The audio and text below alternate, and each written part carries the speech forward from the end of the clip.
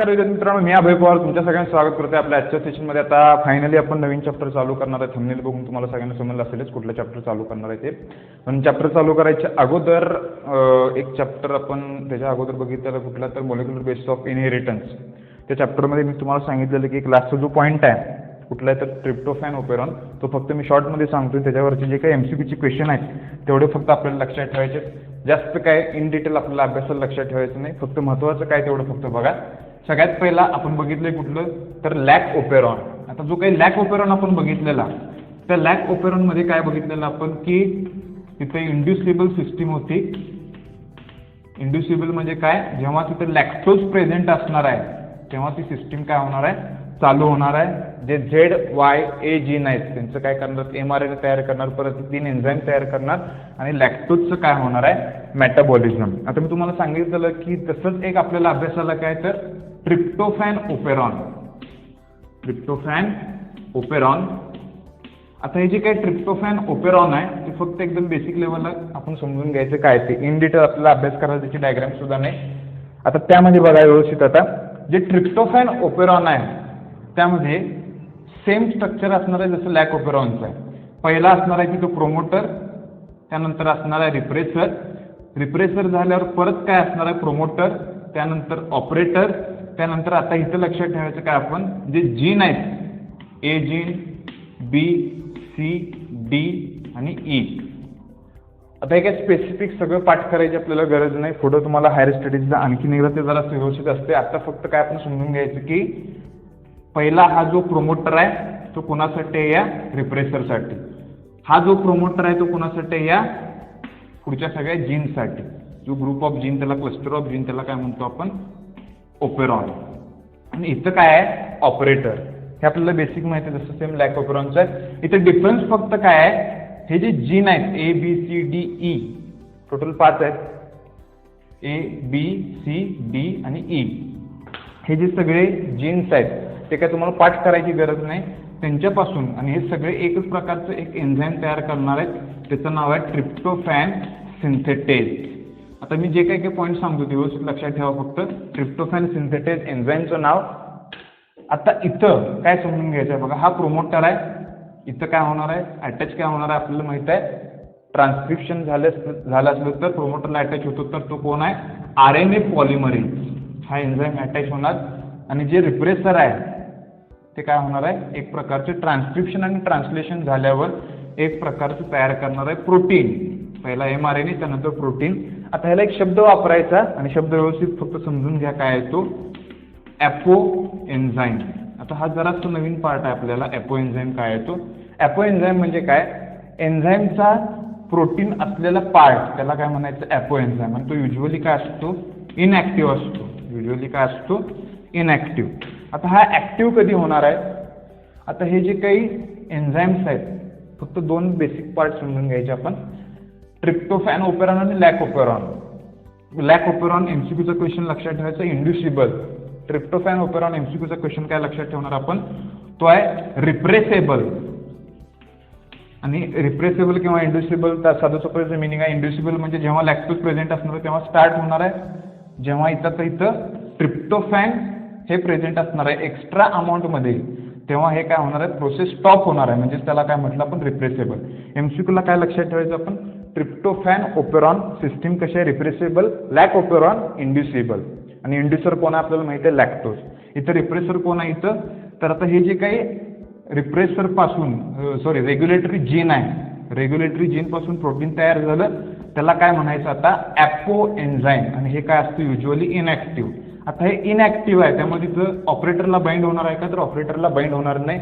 आणि युजली ही प्रोसेस काय असते, ही ऑन असते. लक्षात ठेवायचं काय, लक्षात ठेवणार आपण, प्रोसेस ही ऑन असते जेव्हा ट्रिप्टोफॅन काय असतं, अब्सेंट असतं. पण जेव्हा ट्रिप्टोफॅन हे अमायनो ॲसिड एक्स्ट्रा अमाऊंटमध्ये असेल, काय सांगतोय समजते का बघा, ट्रिप्टोफॅन हे अमायनो ॲसिड एक्स्ट्रा अमाऊंटमध्ये असेल तेव्हा हे ट्रिप्टोफॅन काय करतं, या ॲपो एन्झाईमला बाइंड होतं आणि एक कॉम्प्लेक्स स्ट्रक्चर तयार होतं.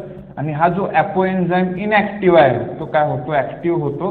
आणि ते कुठं जाणार आहे, परत ऑपरेटरला बाइंड झाला. तो काय झाला, बाइंड कशाला झाला, ऑपरेटरला. आणि आपल्याला बेसिक काय माहिती आहे, जेव्हा ऑपरेटरला एखादा रिप्रेसर अटॅच होतो तेव्हा तो काय करत असतो, ही जी पुढची जी ट्रान्सलेशन प्रोसेस आहे तो काय करणार आहे, स्टॉप करणार आहे. आता इथं समजून काय घ्यायचं बघा, ट्रिप्टोफॅन जेव्हा एक्स्ट्रा अमाऊंटमध्ये आहे तेव्हा इनॲक्टिव्ह ॲपो एन्झाईम या ट्रिप्टोफॅनला बाइंड झालं आणि एकत्र ते दोघं कुठे गेले, ऑपरेटरवर जाऊन बसले. ऑपरेटरवर जाऊन बसल्यावर इथं जरी प्रोमोटरवर जरी RNA पॉलिमरेज जरी आला तरी ट्रान्सक्रिप्शन आणि ट्रान्सलेशन होणार नाही, त्यामुळे ट्रिप्टोफॅनचं काय सिंथेसिस होणार नाही. आता ट्रिप्टोफॅन सगळं संपल्यावर परत एकदा ही प्रोसेस काय होणार आहे, ऑन होणार आहे. आता हे एवढं सगळं मी सांगितलं, पण त्यातलं फक्त तुम्हाला MCQ ला काय लक्षात ठेवायचं आहे बघा, सिस्टीम कशी आहे, रिप्रेसेबल. सिस्टीम कशी आहे, रिप्रेसेबल, एवढाच फक्त पॉईंट लक्षात ठेवा. आणि रिप्रेसर इथं कोण आहे, आणि हा एक पॉईंट व्यवस्थित समजून घ्या, ॲपो एन्झाईम. ॲपो एन्झाईम म्हणजेच काय असतं, एन्झाईमचा प्रोटीनच जो पार्ट असतो. आता आपल्याला कोफॅक्टर पण गेले, को एन्झाईम पण गेले. एन्झाईम मधला जो प्रोटीनचा जो पार्ट असतो त्याला म्हणायचं ॲपो एन्झाईम.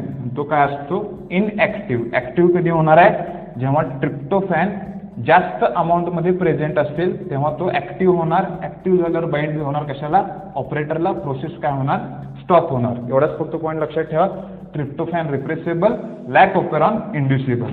आता इथं हा आपला चॅप्टर व्यवस्थित सगळा कंप्लीट होतोय. कुठला तर molecular basis of inheritance. Chapter खूप मोठा आहे तसं बघायला गेलं तर. आणि यावर्षी आपल्या सगळ्या सिलेबसमध्ये टोटल जी 15 चॅप्टर्स आहेत त्या चॅप्टरमध्ये बरेच काही चॅप्टर्स नवीन इन्क्लूड केल्यात. म्हणजे 11वीचे 2 चॅप्टर्स आपल्या या सिलेबसमध्ये आता इन्क्लूड केल्यात. आता तुम्हाला न्यूजमध्ये सुद्धा समजलं असेल की जो काय आपला 12वीचा सिलेबस आहे, म्हणजे न्यूजमध्ये तुम्ही वाचलं सुद्धा असेल, बघितलं सुद्धा असेल TV वर किंवा कुठेतरी, तर त्या 12वीच्या सिलेबसमधला जो 25% पार्ट आहे तो काय करणार आहे, कमी करणार आहे तुमच्या एक्झामच्या अगोदर. आता जो 25% पार्ट कुठला कमी करणार आहे, म्हणजे कुठले कुठले चॅप्टर हे कॅन्सल केले जाणार आहेत, मला अभ्यासाला नसणार आहेत यावर्षी, ते अजून लक्षात ठेवा. कन्फर्म अजून काय अशी काय न्यूज आली नाही, पण मला असं वाटतं की जो काय आपले 15 चॅप्टर्स आहेत त्या 15 चॅप्टर्समध्ये जर तुम्ही इंडेक्स बघितला असेल त्यामध्ये plant growth and mineral nutrition जो 7 चॅप्टर आहे आपला, आणि त्यानंतर जो 8वा रेस्पायरेशन अँड सर्क्युलेशन, परत 6वा राहिला प्लांट वॉटर रिलेशन, 6वा 7वा 8वा. आता यामधला 6वा आणि 7वा जे चॅप्टर्स आहेत ते 11वीच्या सिलेबसमध्ये आता 12वीत इन्क्लूड केले आहेत. त्यामुळे मला असं वाटतं, म्हणजे अंदाज आहे माझा, कदाचित हे 2 चॅप्टर काय करतील, कमी करतील. 25% सिलेबस जो काय कमी करणार आहे तो त्यामधला. जर तुम्हाला सुद्धा काही न्यूजमधनं कळालं तर ते नक्की सांगा, कारण काही काहींना पटकन काही न्यूज समजतात. काही काहींचे पॅरेंट जे असतात, टीचर्स वगैरे आहेत, त्यामुळे त्यांना जर व्यवस्थित जर तुम्हाला काहीतरी कन्फर्म अशी न्यूज मिळाली तर नक्की आम्हाला सांगा. जर मला कळालं तर मी सुद्धा सांगतो. फक्त न्यूजमध्ये असं आलं की 25% सिलेबस काय करणार आहेत, आपला कमी करणार आहेत, पण ते कुठले चॅप्टर्स असणार आहेत हे अजून कन्फर्म नाही. पण मला असं वाटतं की ते 6वा किंवा 7वा असतील, कारण ते 11वीचे चॅप्टर्स आहेत. आणि जो काही एक सर्क्युलेशन आहे, जो माझ्यामध्ये 8वा चॅप्टर आहे, त्यामध्ये 11वीचा एक रेस्पायरेशन ॲड केला आहे. आणि रेग्युलर जो 12वीला सर्क्युलेशन असायचं त्यामध्ये हार्टचं आपण फंक्शन वगैरे बघतोय, तो सगळा पार्ट काय असायचा, इन्क्लूड असायचा. त्यामुळं कुठले चॅप्टर्स हे कमी केले जाणार आहेत हे लवकरात लवकर आपल्याला समजेलच, पण तरीसुद्धा आपण अभ्यास व्यवस्थित चालू ठेवूया. आता जो नवीन चॅप्टर आपण चालू करणार आहे तो कुठला आहे तर reproduction in lower and higher plants. पहिला चॅप्टर आहे, लक्षात ठेवा, reproduction in lower and higher plants. Reproduction in lower and higher plants. आता फायनली जो आपला मॉलिक्युलर बेसिस ऑफ इनहेरिटन्स आहे तो संपला. आता नवीन चॅप्टर आपण चालू करतोय. सगळेजण आता त्या चॅप्टरला सुद्धा बोर झाले असाल. मॉलिक्युलर बेसिस ऑफ इनहेरिटन्स चॅप्टरचं नाव आहे reproduction in lower and higher plants. आता NCERT मध्ये जर बघायला गेलं तर तसं बघायला गेलं तर रिप्रोडक्शन या युनिटमध्ये टोटल 4 चॅप्टर अभ्यासाला आहेत. त्यातलं पहिला आहे रिप्रोडक्शन इन ऑर्गॅनिझम्स, त्यानंतर रिप्रोडक्शन इन फ्लॉवरिंग प्लांट्स म्हणजे रिप्रोडक्शन इन प्लांट्स, आणि त्यानंतर थर्ड आहे रिप्रोडक्शन ह्युमन रिप्रोडक्शन आहे, आणि त्यानंतर फायनली चौथा आहे युनिटमध्ये रिप्रोडक्टिव्ह हेल्थ. आता आपल्या सिलेबसमध्ये रिप्रोडक्टिव्ह हेल्थ आहे ते काय आता एवढं महत्त्वाचं नाही, मी काय बोलतो त्याकडे फक्त लक्ष द्या.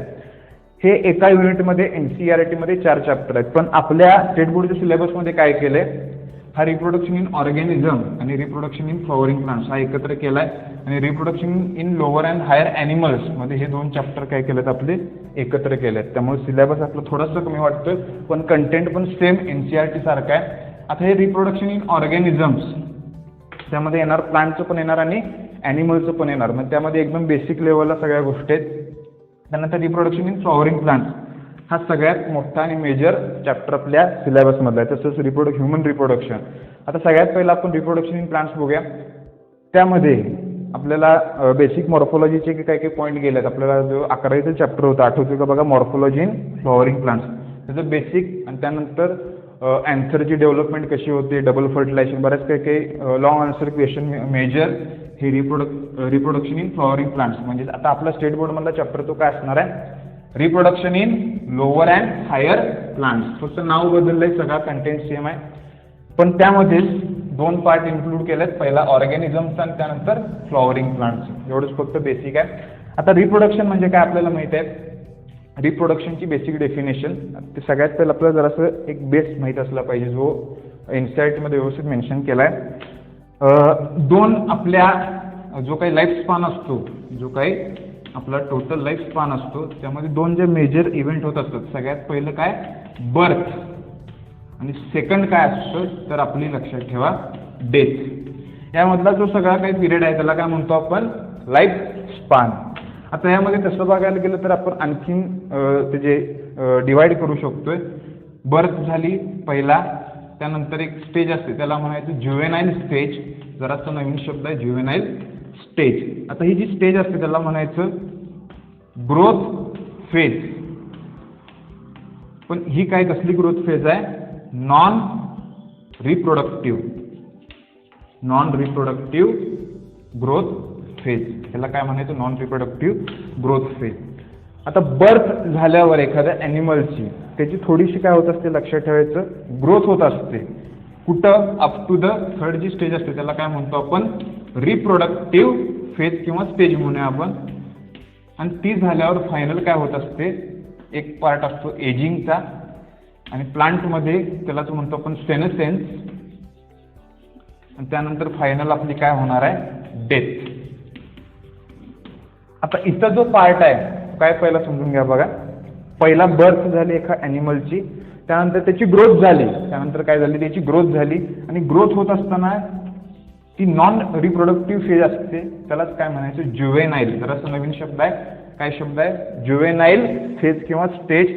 आणि त्यानंतर एक प्रॉपर मॅच्युरिटी वगैरे आल्यावर जी फेज असते त्याला काय म्हणायचं, रिप्रोडक्टिव्ह फेज. म्हणजे त्यामध्ये लक्षात ठेवा ॲनिमल रिप्रोड्यूस करू शकतो. त्यानंतर असते प्रोसेस ॲनिमलमध्ये एजिंग. ॲनिमलमध्ये काय असते, एजिंग म्हणजे सेल काय होत असतात, सेल एजिंग म्हणून एक पार्ट आहे, तो आता काय आपल्याला अभ्यास झाला नाही. आणि त्यानंतर प्लांटमध्ये काय होत असतं, सेनेसेन्स. आणि फायनली काय होत असते, एखाद्या ॲनिमलची काय होत असते, डेथ होत असते. ॲनिमल किंवा आपण ऑर्गॅनिझम म्हणूया. आता ह्या जे काही स्टेजेस आहेत त्यातला आपण कुठला आता अभ्यास करणार, रिप्रोडक्टिव्ह फेज किंवा रिप्रोडक्टिव्ह जे काही स्टेजेस आहेत ते रिप्रोडक्शन आपल्याला व्यवस्थित समजून घ्यायचं आहे. कुणाचं, सगळ्यात पहिला प्लांट्समधलं. पहिला ओव्हरऑल ऑर्गॅनिझम आणि त्यानंतर काय आहे, प्लांट्स. आता ओव्हरऑल ऑर्गॅनिझममध्ये आपल्याला बेसिक एक माहीत असतं की रिप्रोडक्शनचे काय असतात, 2 प्रकार असतात. आणि बऱ्याच वेळेला हे गेले आपल्याला, sexual reproduction and asexual reproduction. आता हा सेक्शुअल रिप्रोडक्शन आणि असेक्शुअल रिप्रोडक्शन काय आहे हे आणि डिफरन्सेस सुद्धा पॉईंट एकदम सिंपल आहेत, व्यवस्थित आपण समजून घेऊया. सगळ्यात पहिला काय आहे, असेक्शुअल रिप्रोडक्शन. जे असेक्शुअल रिप्रोडक्शन काय ते बघूया आपण. आणि त्यानंतर काय बघणार आपण, सेक्शुअल रिप्रोडक्शन. आता हे जे दोन्ही गोष्टी आहेत त्यामध्ये व्यवस्थित काय समजून घ्यायचं बघा. असेक्शुअल रिप्रोडक्शन इथं काय होणार आहे, without formation of gametes. Without formation of gametes. इथं काय होणार आहे, फॉर्मेशन ऑफ गॅमेट्स. आता इथे गॅमेट्स म्हणजे काय असतं आपल्याला माहिती आहे, मेल फिमेल काय असतात, एग आणि स्पर्म हे काय असतात, गॅमेट्स असतात, आपल्याला बेसिक माहिती आहे. त्यानंतर आणखीन एक पार्ट महत्त्वाचा आहे बघा असेक्शुअल रिप्रोडक्शनमध्ये. इथं जे होतंय ते मोस्टली काय होत असतं, डिव्हिजन कसलं असतं, मायटॉटिक डिव्हिजन. आणि इथं काय होत असतं सेक्शुअल रिप्रोडक्शनमध्ये, सगळ्यात पहिला जे गॅमेट्स आहेत, सगळ्यात पहिला काय गॅमेट्स असतात, ते कसे डिवाइड होत असतात, by the process of meiosis. आणि त्यानंतर जे झायगोट डेव्हलप झालंय, फ्युजन झाल्यावर गॅमेटचं एग आणि स्पर्मचं फ्युजन झाल्यावर ते झायगोट कसं डेव्हलप होतं, मायटॉटिकली म्हणजे मायटॉसिस. आता आता हे मिओसिस मायटॉसिस आपण कुठं बघितले तर आपलं 11चं एक चॅप्टर होतं सेल डिव्हिजन सेल सायकल, तेव्हा आपण बघितले. आता हे व्यवस्थित जरा समजून घ्यायचं. एखादी जर सेल असेल त्यांच्यामध्ये जर मायटॉटिक डिव्हिजन झालं तर काय होणार आहे, क्रोमोझोम नंबर हा हाफ होणार आहे का रिड्यूस केला जाणार आहे, दोन्ही पण एकच झालं सॉरी. क्रोमोझोम नंबर आहे तसा मेंटेन केला जाणार आहे का तर रिड्यूस होणार आहे. त्याला एक आणखीन एक शब्द आपण अभ्यास केला तर आठवतोय का बघा. मी एक क्वेश्चन विचारतो, मायटॉसिस हे डिव्हिजन कसलं आहे, इक्वेशनल का रिडक्शनल. पहिला क्वेश्चन काय विचारलाय बघा मी, मायटॉसिस डिव्हिजन कसलं आहे, इक्वेशनल का रिडक्शनल, आणि मिओसिस डिव्हिजन कसलं आहे, इक्वेशनल का रिडक्शनल. दोन्ही पण आन्सर व्यवस्थित द्या. आता पहिला गॅमेट्स मिओसिस होतं आणि त्यानंतर झायगोट्स काय होतात मल्टिपल त्यांच्यामध्ये काय होतं डिव्हिजन होतं. बऱ्याच काही स्टेजेस असतात आपण बघायचं रिप्रोडक्शन इन ह्युमन रिप्रोडक्शनमध्ये सॉरी. आता इथं मायटॉसिस झाले पण मिओसिस पण झाले लक्षात ठेवा, आणि इथं फक्त काय होत असतं मायटॉटिक. आता जो काही ऑफस्प्रिंग आहे, जो काही ऑफस्प्रिंग डेव्हलप झाला आहे तो काय असतो जेनेटिकली आणि मॉर्फॉलॉजिकली सुद्धा काय असतो सिमिलर असतो, किंवा त्याला एक शब्द आपण वापरतो आयडेंटिकल. शब्द काय वापरतो आपण त्याला आयडेंटिकल. आणखीन त्याला एक एमसीक्यूला एक व्यवस्थित लक्षात ठेवा शब्द त्याला म्हणायचं काय क्लोन. जर एखादा ऑफस्प्रिंग त्यांच्या सेम पॅरेंट सारखा जर दिसत असेल तो जेनेटिकली आणि मॉर्फोलॉजिकली काय असेल सेम असेल तर त्याला काय म्हणणार आपण क्लोन म्हणणार. आणि ते जेनेटिकल मॉर्फोलॉजी काय असतात आयडेंटिकल. जरासं हा शब्द व्यवस्थित लक्षात ठेवा आयडेंटिकल किंवा सिमिलर. पण इथं काय दिसून येतं आपल्याला तर शब्द आपल्याला गेलाय बघा व्हेरिएशन अँड रिकॉम्बिनेशन. व्हेरिएशन पण दिसतं आणि काय दिसतं आपल्याला रिकॉम्बिनेशन, ज्यामध्ये सेक्शुअल रिप्रोडक्शन जेव्हा कधी पण होतं ॲनिमल्समध्ये ऑर्गॅनिझम्समध्ये तिथं काय दिसून येतं आपल्याला व्हेरिएशन दिसून येतं. व्हेरिएशन म्हणजेच काय difference between parent and offspring. आणि त्यानंतर रिकॉम्बिनेशन म्हणजे जे काही कॅरेक्टर्स असतात पॅरेंटचे जे काही कॅरेक्टर्स असतात त्यांच्यामध्ये काय असतं रिकॉम्बिनेशन होत असतं. तर हे काही जास्त इन डिटेल मी सांगत नाही, हे बेसिक आपल्याला गेले व्यवस्थित माझ्यामध्ये तुमच्या लक्षात असेल. आता as compared to asexual reproduction आणि सेक्शुअल रिप्रोडक्शन यामध्ये जी फास्ट प्रोसेस आहे ती कुठली असणार आहे, ऑब्विसली काय असणार आहे असेक्शुअल रिप्रोडक्शन. आणि सेक्शुअल रिप्रोडक्शन काय असणार आहे as compared to asexual reproduction ती काय असणार आहे स्लो असणार आहे. हे बरेच काही काही असे डिफरन्स आहेत. आता महत्त्वाचे कुठले कुठले आहेत तर formation of gametes, without formation of gametes ते जरा व्यवस्थित लक्षात ठेवा. गॅमेट्स आपल्याला माहित आहेत बेसिक गॅमेट्स काय असतात एग अँड स्पर्म. हे काय आहेत बेसिक काय आहेत गॅमेट्स असतात. त्यांचं फ्युजन होऊन तयार काय होतं आपल्याला माहिती आहे झायगोट तयार होत असतो. तो कसा डिवाइड होतो मायटोटिकली डिवाइड होतो. आता हा जो डिफरन्स आहे sexual reproduction and asexual reproduction व्यवस्थित लक्षात ठेवा. आपण पहिला बघायचं असेक्शुअल रिप्रोडक्शन आणि त्यानंतर काय बघणार आपण सेक्शुअल रिप्रोडक्शन. व्यवस्थित समजलंय का बघा. एखादा कुठला पॉईंट समजला नसेल तर तो व्यवस्थित मला विचारत जावा व्हॉट्सअपवर किंवा कशावर की हे जे काही शिकवलंय ते आम्हाला समजलं नाही, कारण आपल्याकडं वेळ हा लिमिटेड आहे. कारण जे काही व्हिडिओ लेक्चर करतोय आपण ते 4-4, 5-5 GB होत असतात, त्यामुळे त्याला अपलोडिंगला सुद्धा तेवढा वेळ लागत असतो. आता असेक्शुअल रिप्रोडक्शन आपण पहिला बघूया काय आहे ते, आणि त्यानंतर पुढचा पार्ट बघूया. सुरुवातीला काय सांगितले मी आता आपण बघणार काय असेक्शुअल रिप्रोडक्शन. आता जरी हा टॉपिक तिथं मेन्शन केला असेल प्लांट्स तरी सुद्धा ऑर्गॅनिझम्स म्हणजे ॲनिमल मधलं सुद्धा मेन्शन केलं आणि प्लांट्स मधलं पण. आता इथं सगळ्यात सुरुवातीला आपण काय बघायचं ॲनिमल्स मधलं बघायचं काय असेक्शुअल रिप्रोडक्शन. त्यातलं पहिलं आपण बघायचं काय आता बायनरी फ्युजन. म्हणजे फ्युजन मधलं काय एक बायनरी फ्युजन प्रोसेस पहिला काय बघूया आपण फ्युजन. एक असतं बायनरी, दुसरं असतं मल्टिपल फ्युजन. आता फ्युजन म्हणजे काय होत असतं एक एक्झाम्पल तुम्हाला सांगितलं की पटकन समजेल. तर बायनरी फ्युजन ह्याचे एक्झाम्पल आहेत अमिबा अँड पॅरामेशियम. या दोन वर्ड्सला आपण थोडेसे फॅमिलियर आहे, आपल्याला फार पूर्वीपासून शाळेत असल्यापासून माहीत आहेत. अमिबा अँड पॅरामेशियम हे दोन काय एक्झाम्पल आहेत. कसे डिवाइड होत असतात बायनरी फ्युजनच्या थ्रू. जे मल्टिपल फ्युजन आहे त्याचं एक एक्झाम्पल फक्त जरासं नवीन आहे, शब्द लक्षात ठेवा प्लाझ्मोडियम. आता एक जीनस नेम आहे प्लाझ्मोडियम. एक काय म्हणायचं त्याला शब्द काय वापरायचं त्याला बरं. प्लाझ्मोडियमला एक पॅरासाइट आहे. तो पॅरासाइट ज्याच्यामुळं मलेरिया होत असतो त्याला म्हणायचं प्लाझ्मोडियम. त्याचे बऱ्याच काही स्पेसिस आहेत, व्हायवॅक्स, फॅल्सिफरम, ते आपण पुढे बघणार आहे ह्युमन हेल्थ अँड डिसीजमध्ये. प्लाझ्मोडियम काय होत असतं, तर हे बायनरी फ्युजन म्हणजे आपल्याला समजते की एखादा हा काहीतर असा अमिबा असतो, सगळ्यांची फेवरेट डायग्राम अमिबाची, त्यामध्ये ह्याचा न्यूक्लियस. आता हा झाला पॅरेंट, युनिसेल्युलर असतो. आणखीन एक डिफरन्स सांगायचा राहिला की असेक्शुअल आणि सेक्शुअल रिप्रोडक्शनमध्ये, असेक्शुअलमध्ये काय असते, सिंगल पॅरेंट काय असतो इन्व्हॉल्व असतो, आणि जे सेक्शुअल रिप्रोडक्शन आहे त्यामध्ये काय असणार आहे, 2 पॅरेंट्स इन्व्हॉल्व असणार आहेत, दोघांचे गॅमेट्स असतात, त्याचं काय होत असतं, फ्युजन होत असतं. आता इथं एक आहे अमिबा, त्याचं काय झालं, डिव्हिजन झालं, असे 2 बारके बारके काय झाले, डॉटर अमिबा तयार झाले, नंतर त्यांची काय होणार आहे, ग्रोथ होणार आहे, परत ते काय होणार आहे, डिवाइड होणार आहे. आता इथं काय होतं बघायचं, प्रोसेस आपल्याला माहित आहे, पहिला सायटोप्लाझम डिवाइड होणार, त्यानंतर कोण डिवाइड होत असतं, न्यूक्लियस. कॅरिओकायनेसिस, सायटोकायनेसिस शब्द केलेत आपल्याला. आता हे जरासं मल्टिपल फ्युजन काय ते आपण समजून घेऊया. मल्टिपल फ्युजनमध्ये काय होत असतं की एक समजा काहीतरी सेल आहे, त्या सेलमध्ये सगळ्यात पहिला असे सगळे न्यूक्लियस काय होत असतात, असे भरपूर डिवाइड होत असतात. म्हणजे एकाच पॅरेंट बॉडीमध्ये असे जेव्हा मल्टिपल ऑफस्प्रिंग तयार होतात, मल्टिपल ऑफस्प्रिंग तयार होत असतात, तेव्हा त्याला काय म्हणतो आपण, मल्टिपल फ्युजन. आता बायनरी म्हणजे बाय म्हणजे काय माहिती आपल्याला, 2. इथं काय झाले, 2 तयार झाले, काय ऑफस्प्रिंग तयार झाले. आणि जे काही हे फ्युजन आहे लक्षात ठेवायचं, फ्युजनमध्ये काय होत असतं, जे ॲनिमल्स आहेत ते काय असतात, इममॉर्टल असतात. आणि इममॉर्टल म्हणजे काय, तर त्याला मराठीत म्हणतो आपण अमर. अमर का म्हणतो, लक्षात ठेवा की हे जे ॲनिमल्स आहेत, हे जे ऑर्गॅनिझम्स आहेत, त्यांच्यामध्ये काय होत असतं, जेव्हा फ्युजन होत असतं, हाच पार्ट काय होत असतो, डिवाइड होत असतो. पॅरेंटचाच पार्ट काय असतो, डिवाइड होत असतो ऑफस्प्रिंगमध्ये. त्यामुळे हा जो पार्ट आहे तो काय केला असतो, लक्षात ठेवायचं, आहे तसा मेंटेन केलेला असतो.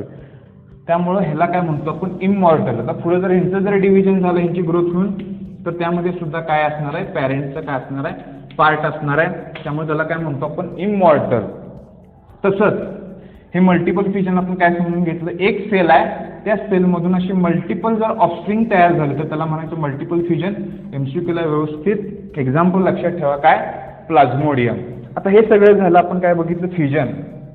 फ्युजन आपल्याला जरासं नवीन असेल, काही काहींना बायनरी फ्युजन गेलं असेल. बायनरी फ्युजन झाल्यावर एक कॉमन आपल्याला गेले बघा, आठवते का बघा, बडिंग.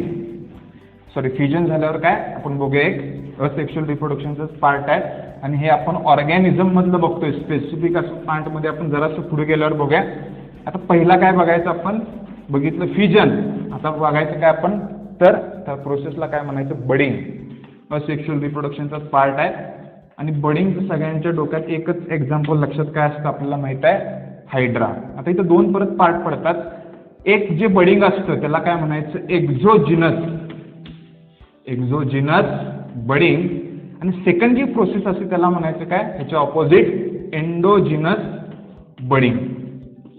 आता हे एक्झोजिनस आणि एंडोजिनस, एक्झोजिनसचं साधं सोपं मिनिंग आहे, जर एखादं बर्ड आउटसाइड द बॉडी, बॉडीच्या वर असेल, बॉडीच्या बाहेर असेल, तर त्याला काय म्हणणार आपण, एक्झोजिनस बडिंग. एंडोचं साधं सोपं मिनिंग काय असणार आहे, inside the body, inside the body. आता हे जे एक्झाम्पल जरा व्यवस्थित समजून घ्या आपण, त्याच्यावर एक रिलेटेड तुम्हाला क्वेश्चन विचारतो मी. बडिंग म्हटलं की आपल्या डोक्यात काय असतं, एक्झाम्पल त्याचं हायड्रा गेले आपल्याला बऱ्याच वेळेला. आणि सेकंड जे एक्झाम्पल आहे ते पण जरा व्यवस्थित लक्षात ठेवा, ईस्ट. ईस्ट काय माहिती आपल्याला, फंजाय. तसंच एंडोजिनस जे बडिंग असतं त्यामध्ये काय होत असतं, एक फायलम आहे, फायलम म्हणण्यापेक्षा अशी काहीतरी आपल्याला डायग्राम गेल्या बघा, आणि पटकन आपल्याला समजते काय आहे ते. ऑस्टिया, ऑस्क्युलम, आठवते का बघा, मागचा आपला एक चॅप्टर आहे ॲनिमल किंगडम. आता हे एंडोजिनस म्हणजे काय असणार आहे, ऑब्विसली बॉडीच्या आतमध्ये. जर बॉडीच्या आतमध्ये जर असे बर्ड तयार झाले, त्याची डेव्हलपमेंट होत असते, त्यानंतर ते बाहेर ॲज अ इंडिव्हिज्युअल काय होत असतं, त्याची ॲज इंडिव्हिज्युअल ऑर्गॅनिझम म्हणून त्याची ग्रोथ होत असते. आता इथं काय होतंय बघा, एंडोजिनस बडिंगचं एक एक्झाम्पल काय लक्षात ठेवणार आपण, स्पॉन्जिला किंवा स्पॉन्जेस म्हणूया आपण. क्वेश्चन काय म्हणून विचारतोय बघा, हे जे स्पॉन्ज आहेत ते कुठल्या फायलमला बिलॉंग करतात. या स्पॉन्जचं जे काही फायलम आहे, मी क्वेश्चन काय विचारलाय बघा, किंगडम विचारला नाही मी, क्वेश्चन काय विचारलाय, हे कुठल्या फायलमला बिलॉंग करतात स्पॉन्ज. त्याचं फक्त आन्सर सांगा. एंडोजिनस बडिंग जर बड बॉडीच्या आत तयार झालं तर त्याला म्हटलं आपण एंडोजिनस. हायड्राचं आपल्याला माहिती आहे, अशी काहीतरी डायग्राम असते बघा हायड्राची. हे त्याचे टेंटॅकल्स आणि ही झाली हायड्राची बॉडी आणि त्याला असं इथं साईडला काहीतरी बड येत असतं. आपण कुठंतरी बघितलंय, दहावीला सुद्धा तुम्हाला गेलंय आणि त्यानंतर आपल्या ॲनिमल किंगडममध्ये सुद्धा गेलंय बघा, आठवत असतं तुम्हाला. बॉडीच्या वर जर अशा प्रकारचं बड आलं तर त्याला म्हणणार आपण एक्झोजिनस. बॉडीच्या आत आलं तर त्याला काय म्हणणार आपण एंडोजिनस. दोनच प्रोसेस आहेत. आता सेकंड काय बघितलं आपण बडिंग. पहिला काय बघितलं आपण फिजन. एक्झाम्पल जरा एंडोजिनस व्यवस्थित लक्षात ठेवा. हायड्रा आणि ईस्ट आपल्याला काय जराशी कॉमन आहेत. आता ते झाल्यावर तिसरा जो पार्ट आहे बडिंग झाल्यावर तो आहे तर त्याला म्हणायचं स्पोर फॉर्मेशन. त्याला काय म्हणणार आपण स्पोअर फॉर्मेशन. आता स्पोअर्स म्हणजे काय तर आपल्याला कुठंतरी गेले बघा, जेव्हा आपण प्लांट किंगडम बघितलेलं तेव्हा मी तुम्हाला जरा एकदम बेसिक लेवलला सांगितले, आठवत असेल तर बघा. आणि त्याच रिलेटेड काय तर आपण एक्झाम्पल बघणार आहे. आता थर्ड काय बघूया आपण स्पोअर फॉर्मेशन. आता हे स्पोअर फॉर्मेशन सुद्धा दोन प्रकार असणार आहेत. एक जे आहे त्याला म्हणायचं काय झूस्पोअर. म्हणजे सेकंड आहे त्याला काय म्हणणार आपण कोनिडिया. जरासं नाव हे नवीन आहे बघा, कोनिडिया किंवा कोनिडिओफोर सुद्धा काही काही जण म्हणतात. आता हे जे झूस्पोअर आहे त्या झूस्पोअरमध्ये झूस्पोअर का म्हणायचं तर एमसीक्यूला व्यवस्थित लक्षात ठेवा. हे काय असतात मोटाईल असतात. हे काय असतात मोटाईल म्हणजे ज्यांच्यामध्ये काय होत असते मुवमेंट होत असते. त्यांना एक फ्लॅजेला किंवा सिलियासारखं असं स्ट्रक्चर असतं मुवमेंटसाठी. झूस्पोअर काय लक्षात ठेवायचं मोटाईल असतात. आणि ह्याचं एक्झाम्पल आहे क्लॅमायडोमोनास. क्लॅमायडोमोनास.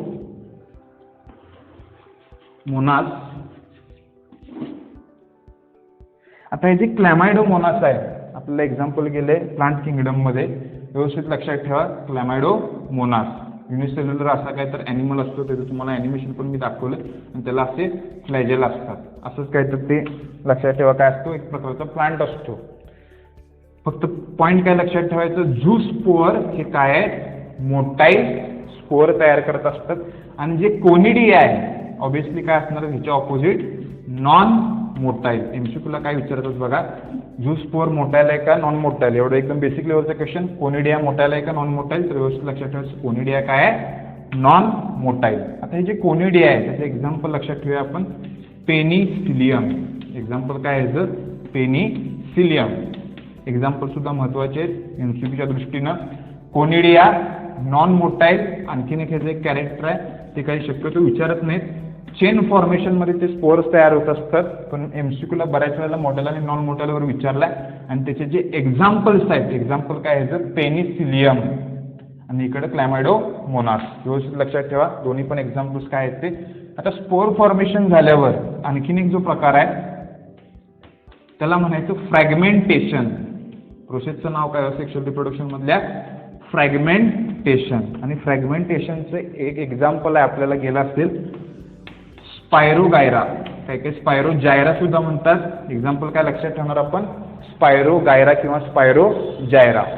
आता हे जे स्पायरोगायरा आहे साधं सोपं फ्रॅगमेंटेशन म्हणजे काय. सपोज हा काय तर स्पायरोगायराची अशी बॉडी आहे फिलामेंटस. त्यामध्ये काय होत असतात असे बारके बारके काय होत असतात फ्रॅगमेंट्स होत असतात. आणि हे फ्रॅगमेंट्स म्हणजे जे काही तुकडे आहेत ते ॲज अ इंडिव्हिज्युअल काय होत असतात ॲज अ ऑर्गॅनिझम म्हणून काय होत असतात ग्रो होत असतात. फ्रॅगमेंटेशनचं एक एक्झाम्पल काय लक्षात ठेवायचं स्पायरोगायरा. त्याचं आणखीन एक ॲनिमलमधलं एक एक्झाम्पल आहे प्लॅनारिया. आणि या प्लॅनारियाचा सुद्धा तुम्ही काय सांगायचा फायलम कुठला येतो. मगाशी मी कशाचं विचारलं स्पॉन्जेसचं फायलम. स्पॉन्जीला सुद्धा एक्झाम्पल आहे त्याचं. आता प्लॅनारियाचं फायलम कुठला आहे ते व्यवस्थित त्याचा आन्सर लिहा. आणि हा ॲनिमल आहे आणि स्पायरोगायरा आपल्याला माहिती आहे काय आहे ते. आता हे सगळे आपण काय बघितले असेक्शुअल रिप्रोडक्शन बघितले. आता तसंच आणखीन एक जे कुठलं बरं आपलं पॉईंट ह्याच्या अगोदर बघितलेलं आपण बडिंगचा एंडोजिनस बडिंगचा. एक जरासा शब्द व्यवस्थित लक्षात ठेवा की जे फायलम आपण बघितला सॉरी एक्झाम्पल आपण काय बघितलेलं स्पॉन्ज. त्याच्यामध्ये मी काय सांगितलं तुम्हाला त्याच्या आत बड तयार होतात. आता या बर्डला एक स्पेसिफिक शब्द आहे आणि तो जरासा एमसीक्यूला व्यवस्थित लक्षात ठेवा.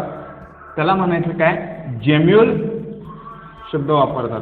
एंडोजिनस जे बर्ड असतं त्याला काय म्हणायचं जेम्युल. आणखीन एक जो लास्ट पार्ट आहे तो बघूया आपण जो 5वा आहे कशामधला सेक्शुअल रिप्रोडक्शन मधला, त्याला म्हणायचं प्लाझ्मोटोमी. प्लाझ्मोटोमी, आता हे काय बघूया आपण, टॉमी नाही सॉरी टोमी, प्लाझ्मोटोमी. आता हे प्लाझ्मोटोमी मध्ये काय होत असते, जे मल्टीन्यूक्लिएट प्रोटोझॉन्स आहेत त्यांच्यामध्ये दिसून येत असतं मल्टीन्यूक्लिएट प्रोटोझॉन. आता हे मल्टीन्यूक्लिएट प्रोटोझॉनचं एक एक्झाम्पल आहे ओपॅलिना, आणि दुसरं एक एक्झाम्पल आहे पिलोमिक्झा. आता नावं जराशी नवीन आहेत आपल्याला, दोन्ही पण व्यवस्थित लक्षात ठेवा. काय, ओपॅलिना अँड पिलोमिक्झा. आता हे ओपॅलिना आणि पिलोमिक्झामध्ये काय होत असतं, तर काय म्हटलं आपण शब्द प्लाझ्मोटोमी. आता ह्यांच्यामध्ये काय होते बघूया आपण. सगळ्यात पहिला डिवाइड होतो सायटोप्लाझम, आणि त्यानंतर डिवाइड काय होणार आहे, न्यूक्लियस. आता आपल्याला बेसिक काय माहिती आहे बघा, जेव्हा आपण सेल डिव्हिजन बघितलं तेव्हा आपल्याला माहिती आहे पहिला डिवाइड काय होत असतो, न्यूक्लियस, कॅरिओकायनेसिस, त्यानंतर सायटोकायनेसिस. पण इथं काय होत असते बघा, समजा हा पॅरेंट सेल आणि त्यामध्ये काय मल्टीन्यूक्लिएट असे अनेक न्यूक्लियस असतात. सपोज असे काही 10-12 न्यूक्लियस आहेत, आणि सेलमध्ये काय होत असतं, पहिला डिवाइड काय झाला सायटोप्लाझम, आणि त्या सायटोप्लाझममध्ये सुद्धा काय असणार आहे, असे अनेक काय असणार आहेत, न्यूक्लियस असणार आहेत. आता ह्यातले न्यूक्लियस सपोज ह्याच्यामध्ये काय आपण कन्सिडर करूया 14 आहेत, डिवाइड झाले, ह्याच्यामध्ये 7 गेले, ह्याच्यामध्ये 7 गेले. आता यामध्ये परत काय होतंय, न्यूक्लियसचं डिव्हिजन, ह्याच्यामध्ये परत काय होणार आहे, 14 न्यूक्लियस होणार आहेत, ह्याच्यामध्ये सुद्धा आणि ह्याच्यामध्ये सुद्धा. सगळे काय न्यूक्लियस मी तर काढत बसत नाही, नंबरवरनं फक्त लक्षात ठेवा. प्लाझ्मोटोमी, आता हे प्लाझ्मोटोमी आपल्या स्टेट बोर्डच्या सिलेबसमध्ये नाही, पण तरी सुद्धा आपल्याला माहित पाहिजे मल्टी न्यूक्लिएट प्रोटोझॉन, म्हणजे असे प्रोटोझॉन ज्याच्यामध्ये न्यूक्लियस काय असतो, एकापेक्षा जास्त असतो, म्हणून त्याला काय म्हटलं आपण मल्टी न्यूक्लिएट. एक्झाम्पल दोन्ही काय लक्षात ठेवणार आपण, ओपॅलिना अँड पिलोमिक्झा. आता हे दोन एक्झाम्पल झाल्यावर डिव्हिजन व्यवस्थित लक्षात ठेवा, फर्स्ट सायटोप्लाझमिक आणि त्यानंतर काय असणार आहे, न्यूक्लिअर डिव्हिजन. आता ह्या सगळ्या प्रोसेस झाल्यावर आपण आता पार्ट काय बघणार आहे बघा, असेक्शुअल रिप्रोडक्शन इन प्लांट्स. आपण जे अगोदर सगळं बघितलंय ते कशामध्ये होते ॲज कम्पेअर टू ते ॲनिमल्स जास्त एक्झाम्पल होते आपल्याला, पण आता काय बघणार आहे आपण स्पेसिफिक असं असेक्शुअल रिप्रोडक्शन प्लांट्समधलं. आता प्लांट्समध्ये सुद्धा काय असतं बघा, असेक्शुअल रिप्रोडक्शनचे परत पार्ट आपण करत असतो. एक म्हणजे व्हेजिटेटिव्ह, गेले आपल्याला प्रोपॅगेशन, त्यानंतर आता इथे सुरुवातीला मी काय सांगतो ते वस्तू जरा समजून घ्या. पहिला आपण बघतोय असेक्शुअल रिप्रोडक्शन. आपण काय बघतोय आता, असेक्शुअल रिप्रोडक्शन. असेक्शुअल रिप्रोडक्शन मध्ये काय, त्याचं मिनिंग काय, development of embryo by agamospermy. आता एग अॅमोस्पर्मीचं मिनिंग काय, development of embryo from unfertilized काय ओव्ह्यूल. त्याला काय म्हणणार आपण, एग अॅमोस्पर्मी. कधी डेव्हलपमेंट होते, कशापासून होते, अनफर्टिलाइज्ड ओव्ह्यूल पासून, तेव्हा त्याला काय म्हणतो आपण एग अॅमोस्पर्मी. आता त्याचे जे टाइप्स आहेत, पहिला जो टाइप आहे ॲडव्हेंटिव्ह पॉली एम्ब्रिओनी. आता हा जो पॉली एम्ब्रिओनी जो पार्ट आहे तो NCERT मध्ये जरासं पहिला व्यवस्थित मेन्शन केला आहे, पण आपल्या स्टेट बोर्डच्या सिलेबसमध्ये सगळं जे काही डबल फर्टिलायझेशन, सगळं जे काही डेव्हलपमेंट ऑफ एम्ब्रिओ झाल्यावर तो पार्ट मेन्शन केला आहे पॉली एम्ब्रिओनी, आणि यावर्षीच्या सिलेबसमध्ये हे पॉईंट इन्क्लूड केले आहेत. त्यामुळे ते जे शेवटी आपल्या सिलेबसमध्ये आहेत ते जरासं मी पहिला घेतोय, मिनिंग व्यवस्थित समजून घ्या. शब्द जरासं नवीन आहे, ॲडव्हेंटिव्ह पॉली एम्ब्रिओनी. त्याला काय म्हटलं आपण, diploid set of nucellus and integuments. आता हा जो पार्ट आहे न्यूसेलस अँड इंटेग्युमेंट्स, हे आता पटकन आपल्याला समजणार नाही का, तर आपण एक डेव्हलपमेंट ऑफ ॲनाट्रोपस ओव्ह्यूल एक जो पार्ट आहे, म्हणजे ओव्ह्यूलच्या डेव्हलपमेंटमध्ये जेव्हा आपण त्याचे व्यवस्थित त्याचं सगळी डायग्रॅम बघणार आहे, तेव्हा आपल्याला हे न्यूसेलस, काही जण त्याचा उच्चार न्यूक्लियस करतात, पण ते चुकीचं आहे, लक्षात ठेवा. उच्चार मी काय केला, न्यूसेलस, आणि त्यानंतर इंटेग्युमेंट्स. जर तुम्हाला बघायचं असेल तर आपल्या बुकमधली डेव्हलपमेंट ऑफ ॲनाट्रोपस ओव्ह्यूल म्हणून एक जो पॉईंट आहे त्यामध्ये एक डायग्रॅम आहे, अशी काहीतरी एक डायग्रॅम आहे. मी नंतर तो पॉईंट घेणार आहे. त्याला हे जे वर असतात त्याला म्हणायचं काय, इंटेग्युमेंट्स, आणि आत जो असतो त्याला काय म्हणायचं, न्यूसेलस. त्यापासून जर डेव्हलपमेंट झाली तर त्याला काय म्हणणार आपण, ॲडव्हेंटिव्ह पॉली एम्ब्रिओनी. फक्त दोन शब्द काय लक्षात ठेवायचे, न्यूसेलस अँड इंटेग्युमेंट्स. वरचं जे कवरिंग असतं सीड कोट, ते कशापासून डेव्हलप होतात, इंटेग्युमेंट्स पासून. आणि हे जर तुम्हाला आता जर समजलं नसेल, कारण शब्द थोडेसे नवीन आहेत, जेव्हा आपण हा जो पार्ट आहे ॲनाट्रोपस ओव्ह्यूलची डेव्हलपमेंट, फक्त जर तुम्हाला समजून घ्यायची असेल तर तुम्ही फक्त डायग्रॅम बघा आपल्या बुकमधली, पण व्यवस्थित तुम्हाला कधी समजेल जेव्हा आपण ही जी सगळी प्रोसेस आहे इन डिटेल बघणार आहे, डेव्हलपमेंट ऑफ फिमेल गॅमेटोफाइट, मेल गॅमेटोफाइट, तेव्हा जरा व्यवस्थित समजेल. आता त्यानंतर बघा बी, रिकरंट पॉली एम्ब्रिओनी. आता रिकरंट पॉली म्हणजे आपल्याला माहिती आहे मेनी एम्ब्रिओ तयार होत असतात. रिकरंटमध्ये काय होत असतं, एम्ब्रिओची डेव्हलपमेंट होते कशापासून, डिप्लॉइड एमएमसी, आणि एमएमसी म्हणजे मेगास्पोअर मदर सेल. आता हे एमएमसी सुद्धा जरासं डेव्हलपमेंट झाल्यावर आपल्याला समजेल. आता इथले मी कुठले कुठले पॉईंट सांगतोय ते व्यवस्थित आपल्याला कंप्लीट आपण जेव्हा हा चॅप्टर बघणार आहे तेव्हा समजतील. फक्त मी सुरुवातीला घेतोय, जरी आत्ता जरी तुम्हाला काही हे पॉईंट समजले नसतील, हे एमएमसी किंवा न्यूसेलस इंटेगमेंट सगळे पॉईंट नो डाऊट आपल्याला हे जराशे नवीन आहेत. ॲक्च्युअली ते एखाद्या प्लांटमध्ये कुठं असतात हे पटकन आपल्याला कळत नाही. त्यामुळे हे फक्त आता शब्द लक्षात ठेवा. जेव्हा जसं आपण एक एक पॉईंट बघत जाऊ तेव्हा आपल्याला हे एमएमसी, न्यूसेलस इंटेगमेंट्स व्यवस्थित सगळे पॉईंट समजत जातील. फक्त पॉईंट काय लक्षात ठेवायचा, recurrent polyembryony embryo develop from diploid megaspore mother cell. त्यानंतर आहे नॉन रिकरंट पॉली एम्ब्रिओनी, त्याची डेव्हलपमेंट कशापासून होते, हॅप्लॉइड. आता इथं हॅप्लॉइड आहे बघा, अनफर्टिलाइज्ड एग. आणि याच प्रोसेसला आणखीन एक जो शब्द आहे तो जरा असं महत्वाचा आहे बघा, पार्थेनोजेनेसिस. पार्थेनोजेनेसिस. आता हे पार्थेनोजेनेसिस आपल्याला कुठेतरी गेले बघा, आठवते का, फक्त बघा जे काही आपल्यामध्ये मी तुम्हाला सांगितलेलं बघा, एग नाही सॉरी काय म्हणायचं त्याला, ग्रेप्स. एक कसं काय डोक्यात आलं माझ्या, ग्रेप्स, त्यानंतर बनाना. यामध्ये लक्षात ठेवा काय असतात, सीड ॲब्सेंट असतात. ते कशापासून डेव्हलप होतात, कुठल्या प्रोसेसच्या थ्रू, पार्थेनोजेनेसिस. त्याला काय म्हणतो आपण, पार्थेनोजेनेसिस. त्याची जराशी एक्झाम्पल आहेत ग्रेप्स आणि बनाना. असे बरेच काही काही प्लांट्स ज्यामध्ये थोडक्यात काय सीडलेस फ्रूट म्हणत असतो आपण. ते काय झालं, नॉन रिकरंट पॉली एम्ब्रिओनी. एवढं फक्त लक्षात ठेवा. आता हे जे 3 टाईप आपण बघितल्यात हे कशाचे आहेत, असेक्शुअल रिप्रोडक्शन मधल्या जे ॲपोमिक्सिस आहे त्यामधलं बघतोय आपण. आणि असेक्शुअल रिप्रोडक्शनचे साधं सोपं मिनिंग काय, एक ॲमोस्पर्मी. एक ॲमोस्पर्मी म्हणजे काय, development of embryo from unfertilized ovule. व्यवस्थित लक्षात ठेवा. आता ते झाल्यावर आपण बघणार आहे काय, व्हेजिटेटिव्ह, म्हणजे असेक्शुअलचाच पार्ट आहे फक्त. ते कसं आहे, व्हेजिटेटिव्ह प्रोपॅगेशन. शब्द काय वापरला बघा आता, व्हेजिटेटिव्ह प्रोपॅगेशन. आता हा शब्द कुठेतरी गेला आपल्याला, 11वीचा जो चॅप्टर होता आपला मॉर्फोलॉजी ऑफ फ्लॉवरिंग प्लांट्स, त्यामध्ये आपल्याला गेलाय व्हेजिटेटिव्ह प्रोपॅगेशन. आता हे जे काही व्हेजिटेटिव्ह प्रोपॅगेशन आहे ते पहिला व्यवस्थित जरा असं समजून घेऊया आपण, आणि त्यानंतर पुढचे जे काही मी तुम्हाला क्वेश्चन विचारणार आहे, कारण पुढच्या सगळ्या पॉईंट्स आपण अगोदरच मॉर्फोलॉजीमध्ये बघितल्यात मॉडिफिकेशनमध्ये. फक्त तुम्हाला आठवते का बघेन, त्याच्यावरच मी सगळे काही काही क्वेश्चन विचारणार आहे आता तुम्हाला. आता त्यामध्ये बघा आपण जे मी शब्द काय आता वापरला, व्हेजिटेटिव्ह प्रोपॅगेशन. Vegetative propagation. आता हे जे काही व्हेजिटेटिव्ह प्रोपॅगेशन आहे ते व्यवस्थित जरा समजून घ्या आपण. या व्हेजिटेटिव्ह प्रोपॅगेशनमध्ये सगळ्यात पहिला व्हेजिटेटिव्ह पार्ट्स आपल्याला माहीत पाहिजे. आणि व्हेजिटेटिव्ह पार्ट्स कुठले कुठले आहेत बघा, आपल्याला माहिती आहे स्टेम, रूट, आणि त्यानंतर तिसरा कुठला आहे, लीफ. त्यापासून जर डेव्हलपमेंट झाली तर त्याला काय म्हणणार आपण, व्हेजिटेटिव्ह प्रोपॅगेशन. प्रोपॅगेशन म्हणजे थोडक्यात काही डेव्हलपमेंट एक प्रकार असतो प्रोपॅगेशन म्हणजे. त्याला एक मराठीत काहीतरी एक चांगला शब्द आहे. आता इथं 3 पार्ट व्यवस्थित लक्षात ठेवायचे, स्टेम, रूट अँड लीफ. त्याच्यापासून जर डेव्हलपमेंट झाली तर त्याला काय म्हणणार आपण, व्हेजिटेटिव्ह प्रोपॅगेशन. आता व्हेजिटेटिव्ह प्रोपॅगेशनमध्ये सगळ्यात पहिला बघूया आपण काय, स्टेमचं. आणि स्टेमचे जे काही मी तुम्हाला एक्झाम्पल सांगणार आहे ते अगोदर सुद्धा आपल्याला गेल्यात, आणि त्याचे फक्त तुम्ही मला प्रत्येक ह्याचे जे काही एक्झाम्पल्स आहेत ते सांगायचे. रनरचे एक्झाम्पल काय गेले आपल्याला, माझ्या मते जे काही सब एरियल मॉडिफिकेशन आपण बघितलेले स्टेमचे मॉर्फोलॉजी चॅप्टरमध्ये, तेव्हा तुम्हाला जरासं आठवलं व्यवस्थित जर अभ्यास केला असेल तर. रनर त्याचे एक एक्झाम्पल, नाहीतर रनरचं एक्झाम्पल मी देतो, सोपं आहे तुम्हाला जरासे अवघड प्रश्न. डूब ग्रास किंवा त्याला सायनोडॉन म्हणतो आपण बघा, सायनोडॉन गेला असेल शब्द एक्झाम्पलमध्ये. रनर. त्यानंतर आहे ऑफसेट. त्यानंतर काय आहे, ऑफसेट. त्याला काय म्हणायचं, एक्झाम्पल आहे त्याचं इकॉर्निया. त्याचं एक्झाम्पल आहे इकॉर्निया.